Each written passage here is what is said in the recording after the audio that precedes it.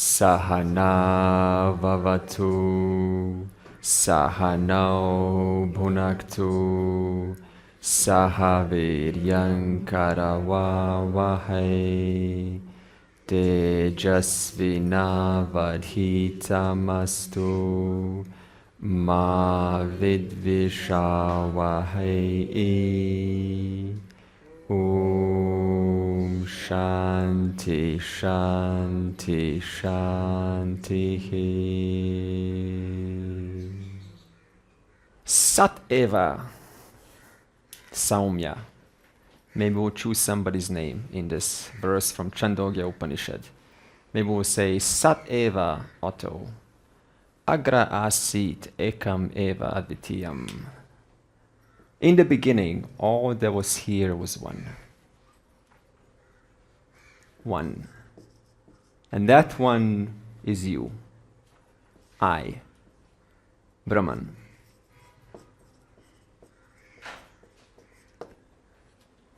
And this Brahman, as we said, has the capacity to manifest. And this capacity, in unmanifest, we said, is Maya. It just means unmanifest, knowledge and power. Okay?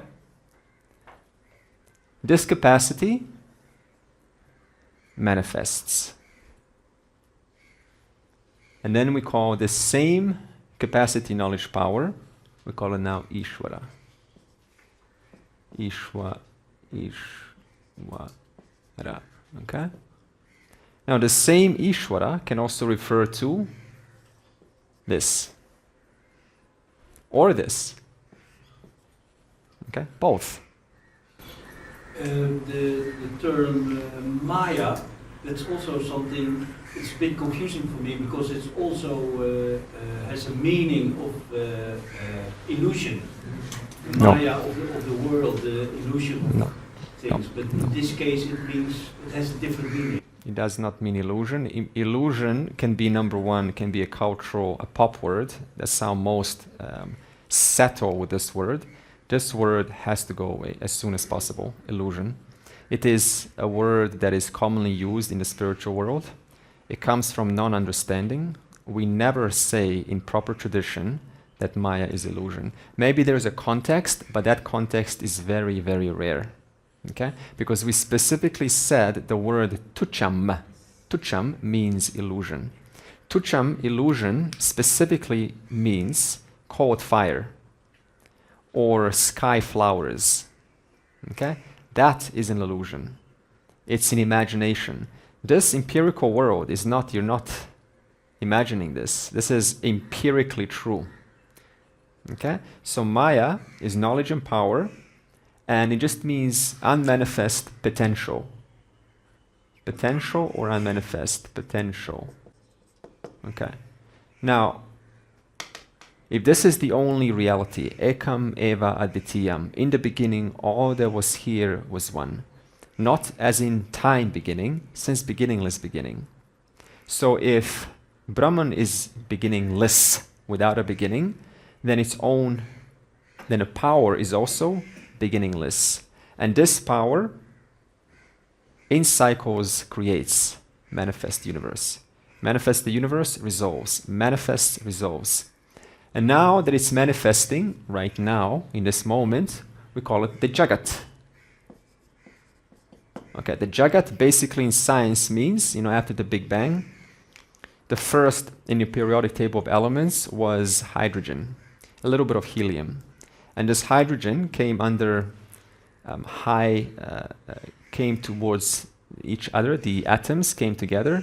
Now the more atoms come together, the greater the gravitational pull. So they start to attract more atoms, more hydrogen atoms. Eventually, the center becomes so compressed that the electrons get stripped and the protons start to fuse. This is basic science. When the protons start to fuse, then they produce helium.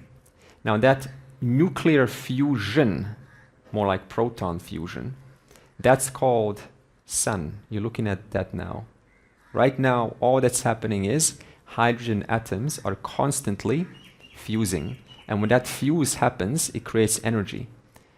When billions and trillions of those atoms fuse, they create energy. And that energy creates helium, but also creates heat. That's what you're experiencing now. Now, when the star runs out of hydrogen, then all you have is the helium. Because remember, first the hydrogen, and now it created the helium. So all you have is the helium. So now the helium starts to get fused together. And now it gets even hotter. Now when the star eventually runs out of helium, big explosion. And this explosion creates all of the other elements in our periodic table of elements. Iron, water, CO2, all of the constituents from periodic table of elements happens from a single explosion of a star. First, hydrogen, single star when creation came. Nothing in the universe, just space and hydrogen atoms. They come together, fuse, first star ever. The star explodes, creates all of the other elements in our periodic table. And that is enough to then start to again come together under gravity and form a new planet. That's only real for stardust. Stardust, yeah, you're made of stardust. Hello, dust. Yeah. Is James not here? So, in the beginning, that's at least Jagat. I'm talking about Jagat now. So Jagat means time, space, and objects. All matter, all subtle matter also. In the past, the present, and the future. Not just now. The known and the unknown. All of this is Jagat. Right now, I don't know what's happening on the other side of the world. That's also Jagat. I don't know what's happening in other worlds, other lokas. That's also Jagat. So all time, space, and everything accommodated by time and space. That's the word Jagat. So nothing, no matter is excluded. Neither gross matter nor subtle matter. When I say subtle matter, I specifically mean our minds. Okay? Because that's subtle matter. Not only does the Jagat come, you also have Jiva populating the Jagat. Little creepy crawlies running around on the planet who come with certain inclinations, likes and dislikes, samskaras, carried over from the previous creation. And then you have to wait on this big planet, which was, what was the first continent? They called it, when the continents were still together, there's a name for that. Pangaea, yeah. So the Pangaea had to arrange into continents, and you had to wait a couple of billions of years to be able to say, I am. First cyanobacteria populating the atmosphere with oxygen, and then plants came, and then we had the first species. Evolution took place. None of us were here. Small things, worms, dinosaurs had their chance. Dinosaurs went, mammals came. You and I were not here. The Jiva had to wait to be able to say, I am. So we had to wait for monkeys to evolve, to figure out how to make fire. That took a long time. And then what happened was one day, one fine day, there was a storm. And the storm struck, the lightning struck a tree. A fire came. And they saw fire. Like, wow, what is this? And they came back to their dwelling place, which was all burned out. And they saw a burnt deer. And they decided to taste the deer. And it was delicious. They've never had cooked meat before. Fire. Now they thought, how can I make fire? How can we, our tribe, make fire? Because this is delicious. And so they figured out. And when they made fire, they were able to start consuming cooked meat, which consumed 40% plus minus less energy than raw meat to digest. Which meant more blood went to the brain, more faculties went to the brain, which allowed them to further increase their intellect. Cause effect. And thereby they started to now have less energy for digestion all day, more energy into the brain, and they started to build tools. And then they learned the art of trading. One tribe has something, no longer do they see that tribe as an enemy. Let's exchange. And so the art of exchange happened. We have this, you have that. And so slowly, slowly, the culture grew. Until eventually, they had their agriculture. They no longer had to constantly hunt for food. They could now farm and keep crops nearby. And thereby they had more time to think about me, the world. Slowly, slowly the evolution happened. And here we are now. Long time for that. All through this time, the Jiva was participating on the Jagat. And both the Jagat and the Jiva are nothing but upadhis. Upadhis covering, as though covering the one. Therefore, when the Jiva looks at themselves, they say, I am. Therefore, I am. In the beginning, all that was here was one. Clear awareness, pure awareness. And then, owing to this potential, which is nothing but also awareness, created these upadhis. And one of those upadhis was a Jiva. And this happened.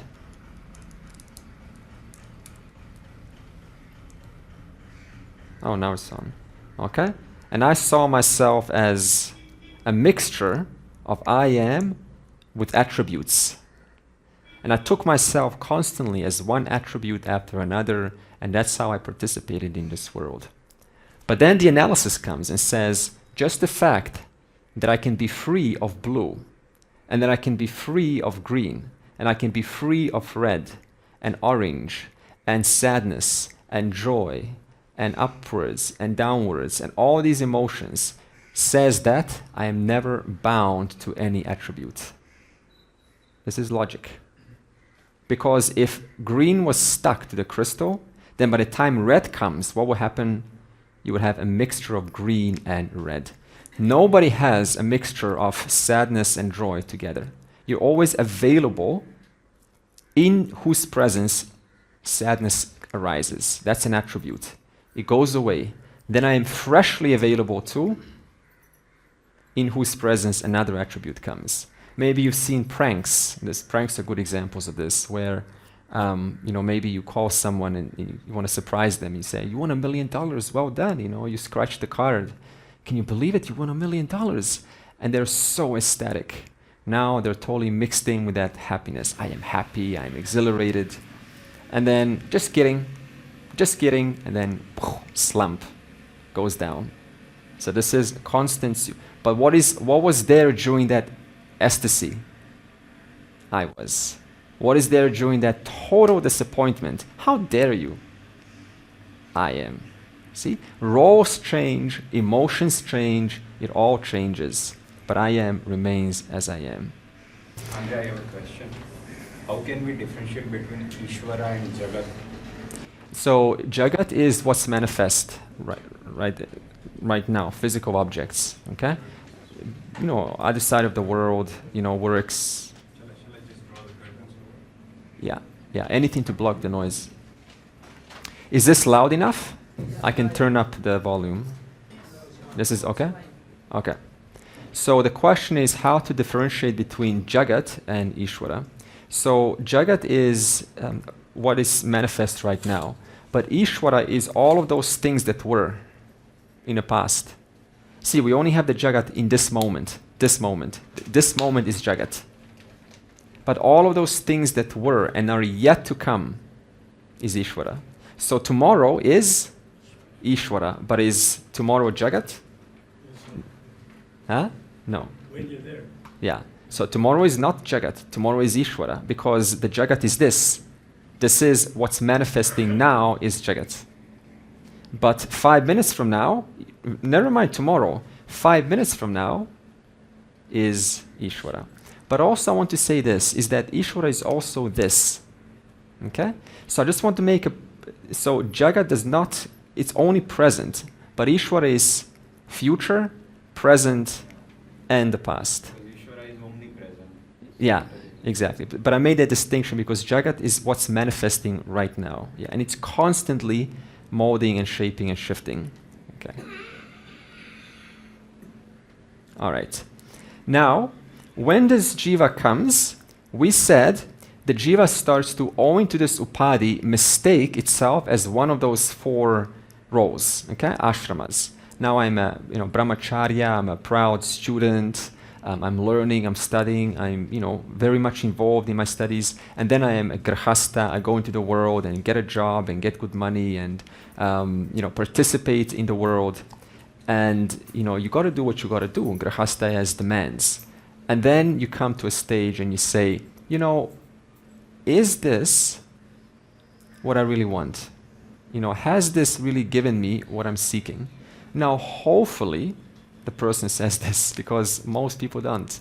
Age of retirement means, hey, now I'm going to rest. I've worked hard, I brought up my kids, and I've been working hard. Now I deserve a rest. At least this is how it is in the West. Is it like this in India too? Huh? No? And for the children, bringing up their children, after that grandchildren. Unless and until you make a decision. Look at that. So But it doesn't stop. it's everywhere, okay? And then you want your kids to have grandchildren for your own happiness, right? Okay, so this is Vanaprastha says, okay, I've gotten everything. So it takes a certain grace to come to that point. Because a lot of people, my parents don't do that. They got everything. Big house, like why do you need a house with how many rooms? It's like 6 rooms? There's only 3 of them in there. I'm like lost. Where is the, where's upstairs? Where's downstairs? And I still say, son, when are you going to get married? We want grandchildren. I've been doing a totally different life, mom and dad. But they don't understand. How is money going? Because I used to be an entrepreneur. So that's what they connect with. I'm like, some of us evolve. So I have to kind of like a little bit, money is all going, What are you doing? What are you teaching? Oh, life coaching, just coming together. But Vedanta, philosophy, no, don't say that. They're just going to connect for the sake of, because they like that presence with the son. Parents love that. So it will give me an impression they're listening, but what they're listening. So it's an endless, thing. So Vanaprastha it just comes to recognition that there's much more. And am I willing to take that initiative to go and take some time away from my wife, from my spouse, and in my little study time. Now, when that becomes a more of a common thing for the person, then we call them a sannyasa. Now they're dedicated. They are serious and they're dedicated. They don't have to be away from anyone. They're just dedicated and committed to specifically their spiritual journey. Vanaprastha doesn't necessarily mean spirituality. It can just mean reassessing one's goals in life, right? Priorities are good. Reassessing priorities, but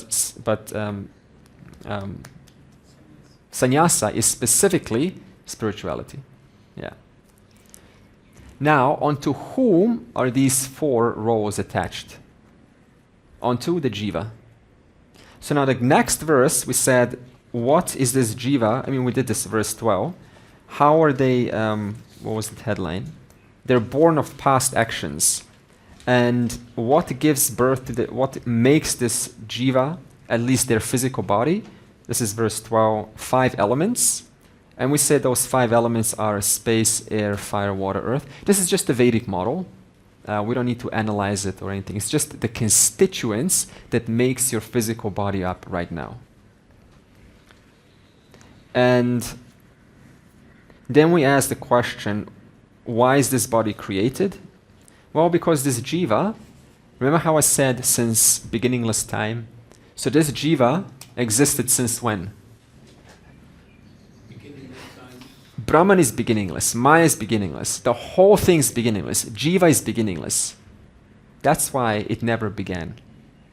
Okay? So this means, since you and I, as the three bodies, the only difference is now wearing a different body, had different kind of lives, life, different parents every time, different experiences, different exposure to situations, different countries, different skin color. Now we say, oh, you're Indian, oh, you're white. Last life, you were the other one. That's how ridiculous it becomes to kind of put skin color priority. And every life you acquire certain habits and inclinations and hates for some things and loves for the other things and stay away from me and I want more of that. And that makes you up right now. How many lifetimes has sculpted you now? It never began. So you're carrying the DNA, a seed of beginningless lifetime. When I say you, in this case, I mean it's the subtle body. We're not on the subtle body yet, on your mind, but I just want to let you know how the jiva just continues and takes on different bodies. Now, why has the 5 elements arranged themselves in a certain way to give you this body? Because of sanchita karma, because of this very seed called san chitta karma. Okay, the totality of all of your impressions, just like a DNA. So it's like DNA for the mind, but we're not at the mind yet. So maybe I'll move on to the next verse, and we'll talk about the mind. And then we said, why is your body created? To experience pain and pleasure of all of your past results. That's why some people get born co-joined twins. You think this is an accident? There's no such thing as accidents in this world. A baby gets born and dies the next day. It's not an accident. Someone gets born without access to any facilities, mosquitoes and danger. Someone gets born in a tribe, very beginner, primitive kind of tribe. Hunters and gatherers. That's not an accident. Why are you not born in that kind of a tribe who's still carrying a spear, bow and arrow? We have some in Papua New Guinea, I think, still, and some in Africa. Even in India. In India, yeah? The government has said not to go there and disturb them. Yeah, look at that. And then there's a tribe. Yeah. And the government forbids the tourists or anyone to Why are you not born in that tribe? Because your sanchita karma is different. So this means if you're born in a tribe, you're much less likely to be exposed to philosophy, to this kind of knowledge. That's because it is your karma. It's not prarabdha to be in an resource class. Yeah, it's your... Good prarabdha. Yeah. So, but you see, don't laugh, because next life you too could be one of them. We don't know. In fact, Krishna says in chapter 8 of Bhagavad Gita that once you begin your spiritual search, there's no going down. It's just an upwards journey. But if you're like many people who just are not connecting to this, then you don't know. You could be born as an animal, as a plant, we don't know. So this is how it is. This is according to the scriptures. Yeah, exactly. So as long as you're, beginning your spiritual search. Yeah, so when I mistake myself for the 3 bodies, then I'm called a jiva. When I no longer take those 3 bodies as I am Brahman. Yeah. So jiva specifically means is that you take yourself to be these 3 bodies. Sometimes we use the word jiva to refer to the 3 bodies. Like I've heard this, my jiva is still going through a hard time. But please don't try to not to speak like this, because jiva has a technical name. It means basically I still take myself to be these 3 bodies. Okay? Otherwise you can just say, my mind. Simple. My mind. My mind's going through a hard time. Yeah. So you don't want to call yourself ignorant. I'm ignorant and da-da-da-da. Because that's what jiva means. I'm ignorant of myself. I take myself to be these 3 bodies. One side we say jiva is beginningless. And then you get already jiva is composed of 3 bodies. So physical body is also included in that. And then it goes to, because of your sanchita karma, you get this body. So you did karma first, Then you got this body, on one side we say it is beginningless. So where does karma fits in? Oh, okay, so which came first, right? Karma or body? You can't answer that because it's beginningless. So look at this. For example, to get a body, it implies you've done past karma, right? But to have done past karma implies you've had a body. So that's the whole conundrum. You can't really answer that. It's beginningless. You can only think like that when it started, right? It started right here, right? It started here. Therefore, right here, there was no body to do any action, right? And suddenly a body appeared, and the body started to do stuff and started to accumulate sanchita. Doesn't work like that. Because it's beginningless, the body was always there. The sanchita was always there. Avidya was always there. Avidya was always there. And it was not human body, it was even plant and animals and fish were so they're killing other fish for food. So all these little karmas, then this is my thinking, they got accumulated, and then when human body was formed, that same idea. Yeah. We are considering jiva as a whole, all three bodies. Yeah, all three bodies. Look at it like this. Like what came, see, scientists are still asking these silly questions in my opinion. You know, what came first? Egg or chicken, seed or tree, father or son. All of these questions are relative to linearity, a linear system of thinking. Vedic system is circular. There's no beginning in circular model. Okay. And now, verse 13 talks about, it says the physical cannot give experience unless it is pervaded by the subtle body. So verse 13, Pancha prana manaha buddhi dasha indriya samanvitam apanchi krita bhuta uttam sukshma angam bhoga sadhanam. So let's just now focus on the jiva. So we talked about the gross body, okay, the body that you take to the doctor. So I'll just put doctor here, that kind of body that they specialize in. Who specializes with your mind? Psychologists and CBT and, you know, your friends. It's okay. Your wife. Mine. Yeah, she, you know. Okay, so that's clear. So your subtle body is something that I can't see. I can't see your thoughts right now, right? But I can see your effects through your lips. I can only see the effects, right? I can't see what you're seeing right now. And optometrists, when they, you know, look at your eyes and they want to get you glasses, what do they have to do? You know, they say, how's your vision now? Is it better? No. Now? No. Yes. Because they can't see what you see. They require your input. Therefore, the subtle body that's why it's called subtle, because you can't see it. So the subtle body here is composed of 5 pranas. 5 prana. So this is just, you've probably seen this before, it's just basically, you know, the intelligence which enables breathing, inhaling, exhaling, digestion, circulation. You don't have to think for this to happen. It just happens on its own. So when you say these 5 parameters, it just means intelligence that's assigned for these functions. And sometimes these 5 pranas are out of balance. So you have to go to acupuncture, Ayurveda.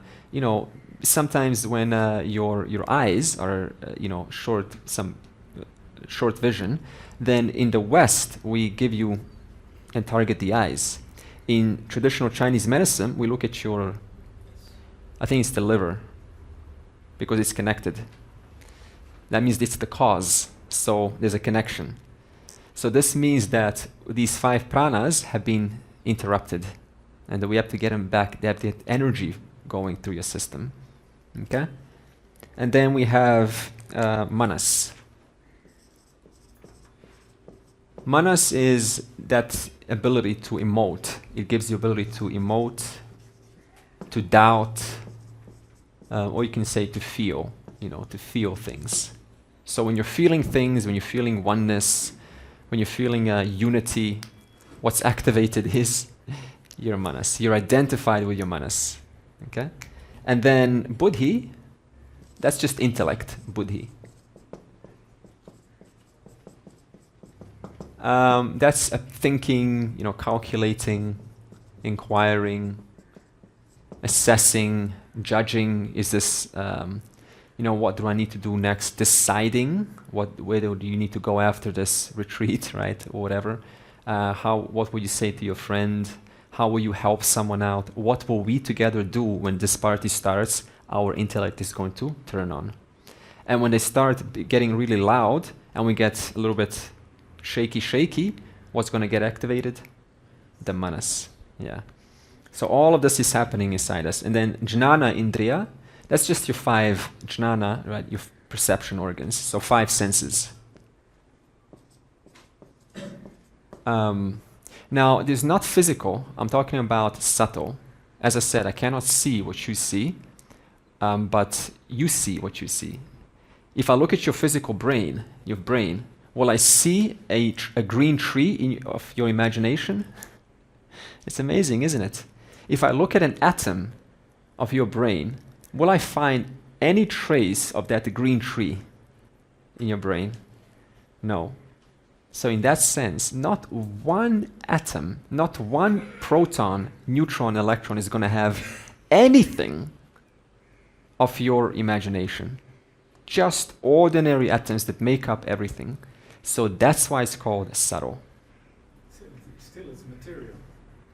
Yeah, atom is material. Yeah. It's kind of a strange thing because science is looking after this Yeah. this connection. But You don't have the answer to this No. hard problem of consciousness. Yeah. no. Hard problem. In fact, look at this. They're already going to consciousness, not even at the subtle body. So it becomes even harder. I read once that they're now getting very close to discovering the place of consciousness in your brain. They're going to get very close to that, They're coming. It's never going to happen, you see? Because the premise is already wrong. So 5 senses, seeing, hearing, etc. And then karma indriya.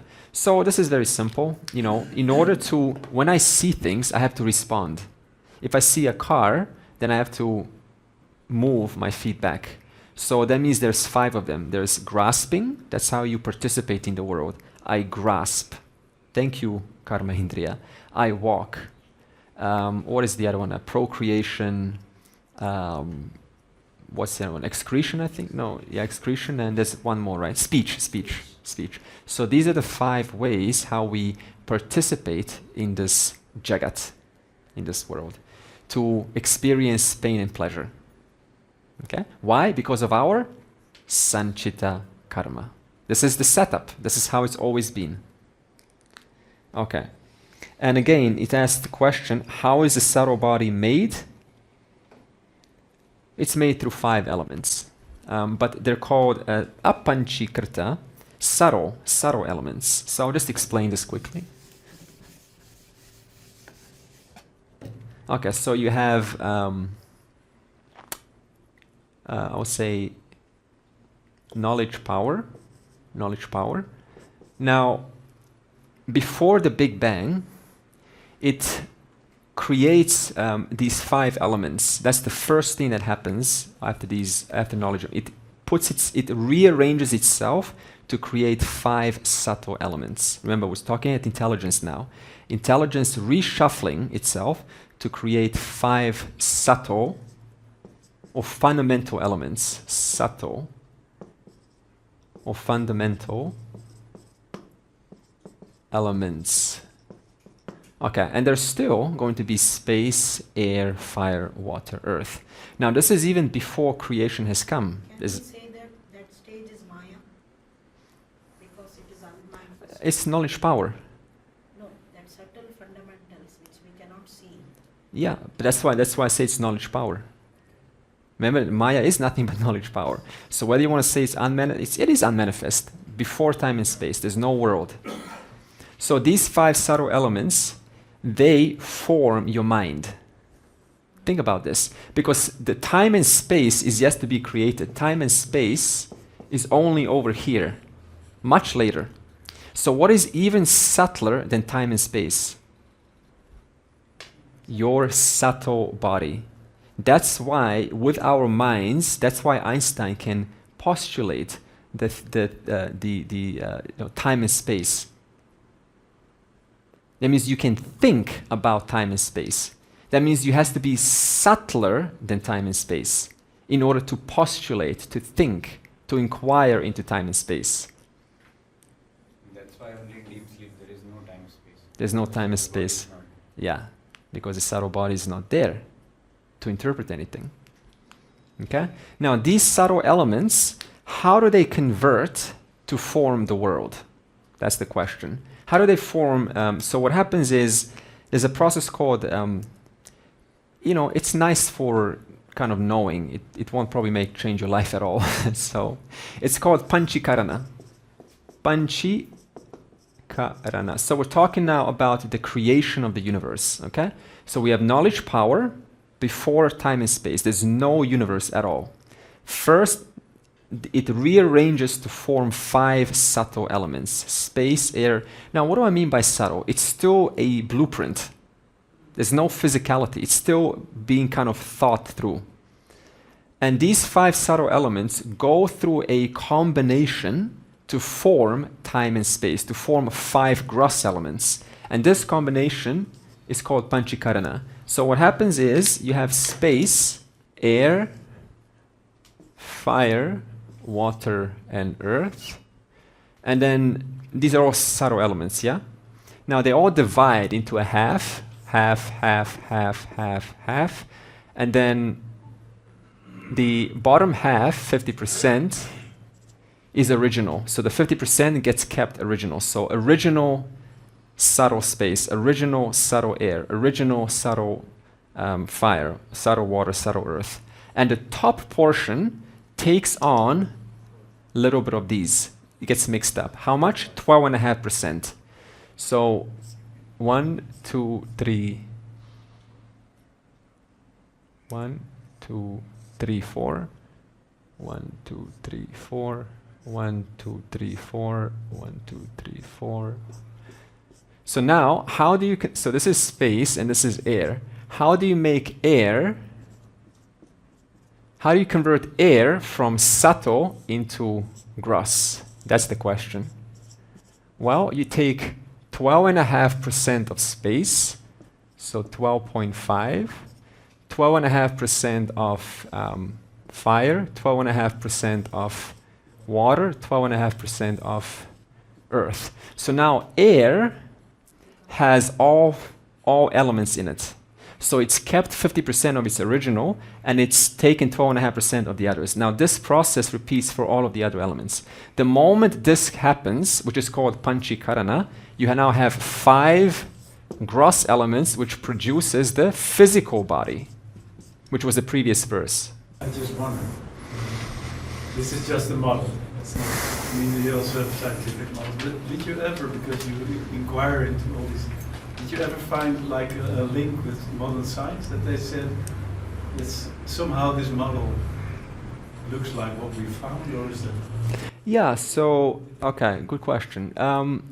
You can look at the elements as, see, don't look at it just space. We imagine like space or earth, like ground. It just means solids. Because if you even in scientific basis, you observe everything comes from space. You got nothing. You got a seed, or not got a seed. Take a cell, a single cell, and now it starts to replicate. It's like, where is this coming from? It all starts from space. Builds, builds, builds, builds, and you have a full organism. So that's why space is the subtlest. All of these arise. Air arises out of space. Fire arises out of air. Water out of fire, and earth out of water. Now there is an example of this. When you mix, I saw an experiment. You mix fire and hydrogen, I think. You mix fire and hydrogen. So you mix fire. So this is fire, water, earth. You mix fire and hydrogen. You know what happens? Water. Conversion. Subtle into gross. The moment the gross comes, that is what we call Big Bang. Now the world starts. Now, what makes you get this mind, this subtle body, which is made of these 5 subtle elements? Next verse is your Sanchita Karma, which is really just your causal body. So verse 14. Anadi avidya nirvachya karana upadhihi uchyate. Upadhi tritayat anyam atmanam avadharayet. Okay, I think a fundamental question is, before I go forward, because I don't want to make this sound like theory, why are we learning about these 3 bodies? Why do you think? What's the purpose behind this 3-body teaching? Separate the Atma from these 3. Excellent. To recognize that these 3 bodies all come out of intelligence, and we, owing to our not knowing, ignorance, we mix up and the body becomes an upadi. I don't recognize that the body is mithya, therefore I mistaken it as me. Okay? So this means the 3-body teaching is a model. They're all models, and they just want to show you how you are not bound by these 3 bodies. It's just a creation of like anything else. Now, it says, how do we come? Why do we have a physical and a subtle body? What makes you get this body, physical body, this gross body, and this subtle body? Why are for you the elements, the 5 elements arranged to give you that mind that you have, and the 5 gross elements arranged to give you this physical body? The answer is causal body. So I'm going to take this off.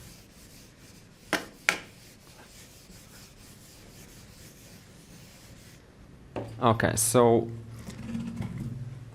remember how I said everything is beginningless? One is, okay. One is beginningless, the Maya is beginningless. So therefore the Jiva, as Vishal said, there was never a time when you were not. There was always a doer with a body. Remember how we said ignorance produces atyasa. When I don't know the reality, I see it for something else. This body is nothing but Brahman. But I saw this body as not Brahman. Therefore, I took myself as a doer. And taking myself as a doer, went into the world and started to participate, to get involved, to apply actions, to contribute. And every time we contributed, even out of good intentions or mistakes, we created a future unseen result. So what is causal body? Causal body. Karana Sharira, right? Karana. Karana. So causal bodies, all of those unseen results as a result of your doing, owing to ignorance of who I am. So unseen, so when we do something, 2 kinds of results get created. Right now, as I said yesterday, I can tell them to, please don't do the wedding, right? And they're gonna, say, no, I'm gonna listen to you. This is our wedding. And I'm gonna feel, oh no. But then, when I go upstairs, I'm gonna say, oh, that was so rude to me. Now I feel bad, and I should have not done that. So there's a trace that's left. So when you do an action, I'm gonna change colors. It produces drishta and adrishta. That means seen and unseen. Drishta, unseen. Okay? Action produces seen and unseen result. Can someone give me an example of this? how your action has produced a seen and unseen result? If you slap someone in the face, you get one back. It's a seen result. Okay, good. I'm just looking for something more real life, something more relatable, something more personal, something more touching. If I do charity, Yeah. feel good from inside, that is a seen result. And it will come back to me in some other way. So that would be unseen result. Okay. I'm still looking for something from your personal experience to make it more relatable. We're talking about putting in action, like you doing something, and there is both an immediate result, but then 3 months down the road, you realize, oh, this has popped up again. This situation has popped up, so we haven't resolved that 3 months ago. I mean, in a relationship, right? This can happen. You kind of have this small talk, you come together, and you're agreeing, you give a little hug, yay, right? And you're genuine, but then 3 months later, something starts to bubble up. And it starts to grow, and like, where's this coming from? And then the thought starts to, build and build and build. That happened 3 months ago. Unseen. And then what do? Depending on what you do with that, that's how you're going to go, that trajectory. That's going to further sculpt your relationship with that situation or person. So this means now you have to get involved. Now, when you get these unseen results, do you just sort of witness? Oh, look, there's an emotion arising in me. Interesting. No, we act. And when you act, you create new seen and unseen results. So therefore, we don't just witness these things, we are compelled to do something. And therefore, we create new actions, and new actions create new drishta and adrishta pala, seen and unseen. And therefore, your causal body just keeps on increasing, unseen, unseen, unseen, unseen, unseen. All of that takes time to come out. Now, since it can't just come out in one life, only a portion of your causal body is sanchita karma. So sanchita is inside the causal body, sanchita. Only a portion of that portion gets assigned to after your body can no longer live, so it has to drop. And that's called prarabdha. Prarabdha. That means just one section. Now, why is it called prarabdha? Prarabdha means carefully begun. Carefully begun.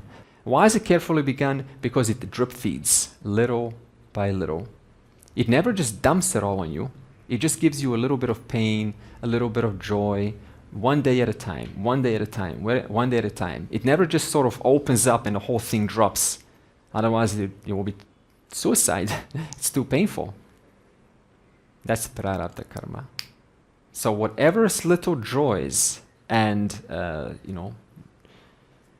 your personality and the way that you are, all of this is moved by your prarabdha. That means all the pain and the joy that you are yet to experience.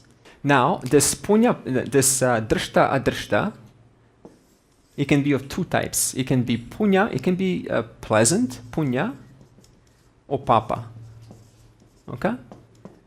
So what specifically, to be explicitly clear, what is the causal body? Causal body is adrishta, which can be of punya or papa. Like that. Adrishta, punya or papa. That means it's unseen, either pleasant or favorable. We all want favorable, don't we? But that's not how it works, because we've got a mixture. Why is your causal body infinite? Because sometimes, some people want to sort of, not do anything. They think they'll empty out their sanchita karma, right? Just be actionless. I was in yoga for several years, and the idea there sometimes is just, sit and do nothing, right? And that way you're going to exhaust and not create new causal body, because causal body gives you a new physical and subtle body, but you can't, because you got lifetimes stored of results. So there's no question of being actionless. It's not going to work. Because that means your causal body is yet to give you a bird's body, an elephant body, a plant's body, a male body, a female body. We don't have access to that. But it's all there. So this means until I recognize I am free of this causal body, I will keep on opening my eyes and seeing another physical and subtle body. Now, how long have you been doing actions? Since beginningless time. So your cause, now why have you been doing actions? Because you saw yourself as a doer. Why did you see yourself as a doer? Because of avidya. Therefore, avidya is always linked to causal body. Now, what gave you this avidya? Well, this is another topic. Why do we have ignorance? Why could we just not be born and just know who we are? We said that this Maya, which is knowledge and power, okay, which is reshuffling itself, it has, to understand it better, it has two powers. One of them is able to project. So, just to give you a simple explanation, when you dream, okay, what is your mind doing? It's projecting a whole dream. So your mind has a projecting power. But also, your mind has a special ability to hide certain information to create differences. That's how it's able to create a duality. You have to hide, for example, information from an apple tree to form a pear tree. Otherwise, you can't put it all together. So you have to withdraw some information. So this withdrawing is avarana shakti. Avarana. So we'll call it hiding. Hiding. And projecting is vikshepa. Vikshepa. Projecting. Okay. So when it projects, it also hides. It only projects a certain amount of information to create a certain form in the world. Like a kingfisher bird, a dove, a crow, a sparrow, an eagle. These are all birds categories, but they're all different, right? All different category of birds. So this means a crow has to be a crow. It's never going to be a dove. That's why a crow has certain skills and a dove has certain skills, even though they're both birds. Or an eagle, right? It has, I believe, X-ray vision or something, very good vision. So someone told me it can see, underneath the water. I haven't fact-checked this up. I have to fact-check this. I don't know if they can. Snow. We had this conversation. Oh, I had the video, okay. Because it's infrared through the snow, and he sees the heat of a mammal, little mammal under the So this means you can see a little bit underneath the snow. That means the heat signature But with infrared. with infrared. So you can use heat signature, I guess. Okay. So an eagle or whatever has this, right? But some other bird doesn't have this. Why? Because from that other bird, that information, that ability is hidden. Even though they can absolutely have that. It's not a problem. But that's not how it works. To create a world of difference, of duality, you have to hide information. So what ends up hiding is what creates beauty in this world. Variety, difference, novelty. Imagine your emotions are all mixed up. It's all one big soup of emotion. Sadness, joy, ecstasy, disappointment, all in one. No, when I feel sad, it is sadness.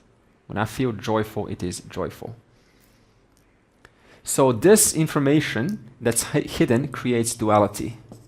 Duality. Is it personal? Is it trying to make us, is it trying to kind of, intention, I'm going to intentionally do this? No, this is how it works.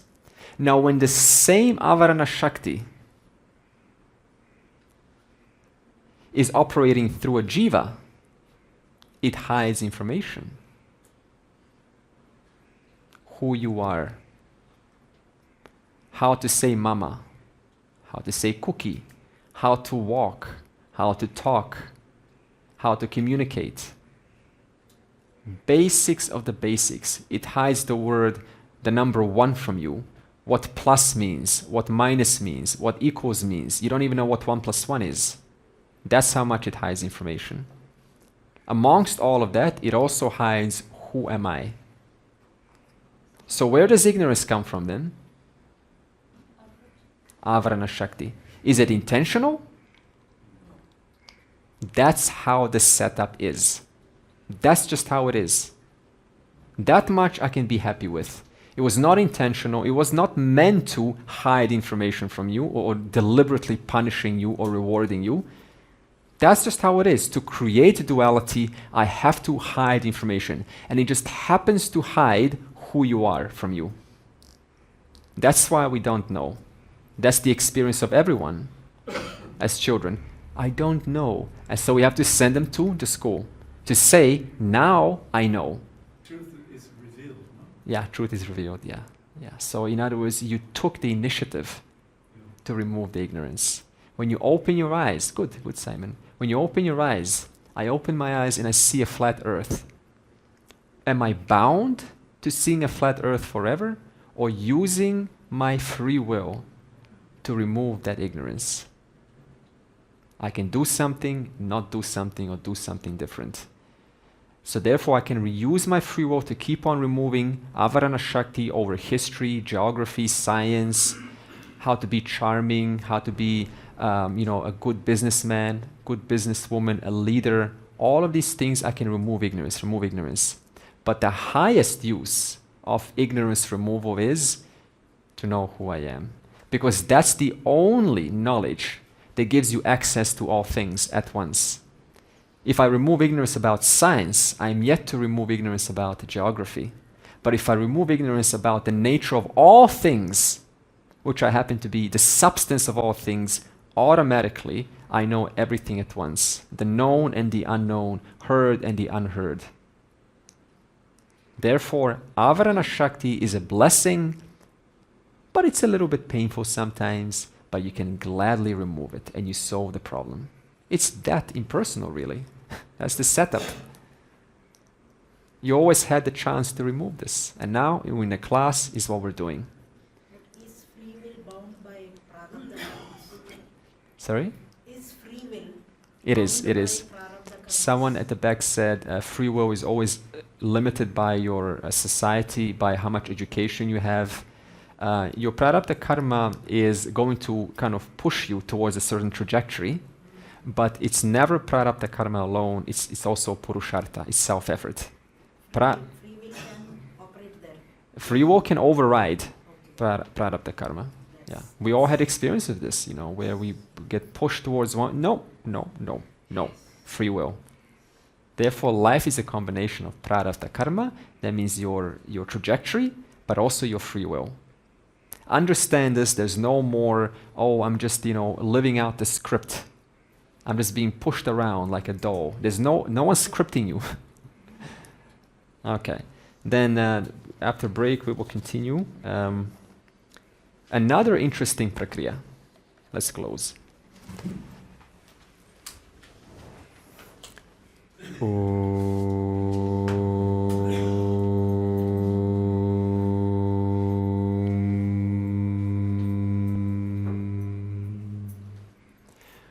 Purnamadav Purnamidam Purnat Purnamudachyate Purnasya Purnamadaya Purnam Eva Avashishyate.